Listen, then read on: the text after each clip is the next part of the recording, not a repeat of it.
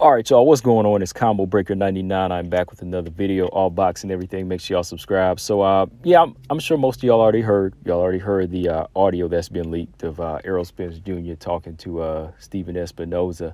And just in case you haven't heard it, I can post a link down at the bottom. I didn't really want to, take the time to record the audio here because it's everywhere. It's pretty much everywhere now. And you can hear it if you just type in Spence audio. But if you can't find it, just hit me up and let me know and I can post it there. But yeah, just type in Spence audio. It's everywhere. You can go to any channel, that's pertaining to boxing, and it's like the first 5 results. But I was just here to kind of talk about it a little bit and kind of chime in on what I think should have happened. Just in case y'all haven't heard, though, I give you the gist of it because the audio is kind of bad. I really had to listen hard in this one, but Errol Spence Jr. was basically getting back from, he just got back from a Disneyland vacation with his family, and he was talking to Stephen Espinoza, and he basically broke it down and said, the fight he's looking for is Terrence Crawford. That's the only fight he wants at this point. He said, Bud's just kind of, from his words, kind of stalling out a little bit.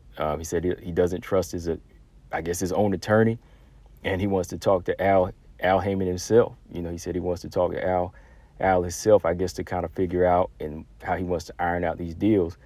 And, Errol Spence said at this point, he just want to fight. This is the fight that, he feels he needs to prove who's the best in boxing. He said a Keith Thurman fight is not happening. He's not fighting Keith Thurman. Now, from what I'm hearing now, that it seems like they're trying to mandate the fight. So it sounds like, from what I heard, this audio might be, predated like a few months back. Correct me if I'm wrong, but I think it's like a few months back from exactly when Terrence Crawford, pretty much, put the fight on hold and just said that he's going for David Avanesian. But yeah, he's saying that Keith Thurman, that fight's out the window. That's not happening. The only fight he really wants at this point is Bud Crawford, and Bud just seems to be kind of taking his time. He said he don't think he really asked Bob Arum these type of questions. He said he hadn't really asked Bob this type, but he's really trying to narrow it down, I guess, to get his business right. But at this point, that's just kind of what it is, right? He kind of makes it seem like Terrence Crawford's the hold up here. So my thoughts on the whole situation, it's hard to say. I mean, Errol's kind of being straightforward here in this one. I mean, because this is not really like media. This wasn't an interview that was conducted with him, with anybody. It was a leaked audio piece that came from, a phone call that was supposed to be, private, right? So whoever leaked it, like if it was Stephen Espinoza or somebody just, who tapped it, I don't know, which was kind of a dirty thing to do. But, since I heard it, I just had to kind of get my thoughts. And like, if it was something personal, then, it sounds like Errol Spence is being real here. So I guess right now it's like, what does Bud really want? Like, that's kind of like the question here now that he left Bob Arum and he's near like one of the biggest fights of his career. Like, what else is it that he doesn't feel sure of getting into a deal over here with, Al Heyman and taking on this fight? If he is independent now, getting a maybe one fight deal or one off, like what's the holdup at this point, right? Because I'm thinking, if he does really want this fight and he knows that Spence has more belts and he is kind of like the in-house fighter over here for Premier Boxing, and he's already established over here, it seems like they would just kind of settle on some type of agreement. I mean, everybody's been settling on agreements for everybody from Tyson Fury to Wilder, Canelo and Triple G. Triple G's taking whatever amount he gets from, the supposedly biggest star with Canelo, right? So my thing is like, really, what's the holdup here? Like, who's telling the truth at this point? I mean, the more some of this stuff leaks out, you just kind of have to question some of the things that Crawford has done, like taking this fight here and just never really like biting down and saying, okay, this is what we're going to get. And to prove I'm the best, make sure I get a rematch. So if I take the less amount of money in the first fight, I can get the most amount in the second fight, right? Like, shouldn't that be part of the negotiations? Like, has anything come up like that? Apparently not, or it just hasn't been what he wanted. But, somebody like him, I know he's seen as pound for pound as one of the best fighters, but as far as being like a superstar, he's just not that, though. Sadly, he's just not that in boxing. So whatever he's looking for, I don't know. I just really don't know. Like, we just have to kind of go off of this audio that, like I said, was more of a personal call, and Errol just kind of letting loose and talking to Spinoza, and just letting him know that, hey, this is the fight he wants, and it's just Bud kind of holding it up at this point, right?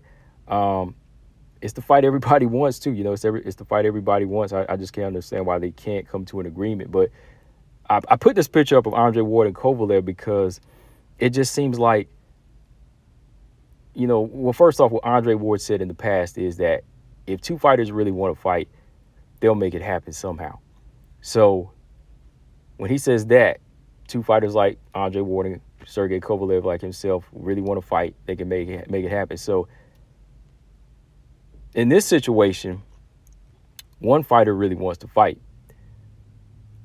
but we don't know who's the one that really wants and who the fighter that doesn't really want it, right? Because if these two fighters really wanted to fight and really do something to secure their legacy, this fight would have already been made. Even whenever Roy Jones and Joe Calzaghe wanted to fight down the line, it came down to phone calls with them. He had Square Ring Productions, he had Joe Calzaghe Productions, right? So I remember the time Roy said, hey, they hit him up. They hit each other up, Joe. He's like, hey, you want to do this fight? Of course, they both fighting for HBO, but at the time, even Joe Calzaghe fought for Showtime. I know he fought out his contract or something like that, but, he hit him up and they agreed to a fight. Of course, there's other things going on, but they actually hit each other up, by phone and say, hey, we're going to do this, let's make this fight happen. And they did, right?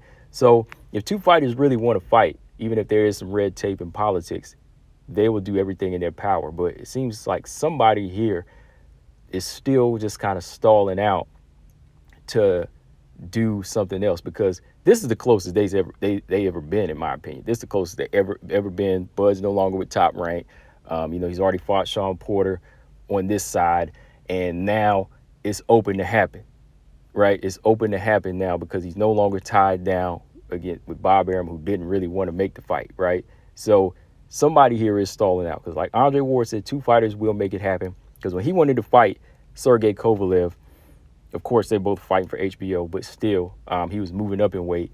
Andre Ward made it known that, hey, when I move up to light heavyweight, I'm going to want to go for the belts. That's what he said. I want to go for the belts, right? But in order to do that, I'm going to fight a 2-fight deal first and then fight Sergey Kovalev. So that's how they signed it. They signed out their deal, two-fight move up to light heavyweight, then he fights the champion. On the other side, Sergey Kovalev, I think he fought, 2 fights or maybe 1 fight leading up to their title fight, because, since he was already light heavyweight, it didn't matter, right? He fought Jean Pascal in a rematch, while Andre Ward fought, what is his name? Sullivan Barrera and Alexander Brand, right, to acclimate himself to the weight. And then, boom, him and Kovalev had a title fight 2016 in November, right?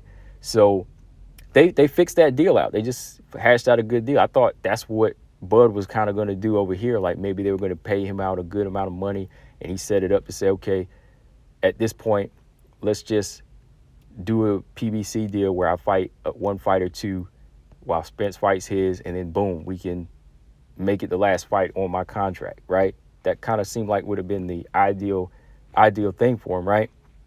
But instead, he's going over to fight David Avanesyan, which might be for more money, but it just seems like it's going left field here, and it's kind of like putting the hold on the whole Spence Crawford negotiations, right?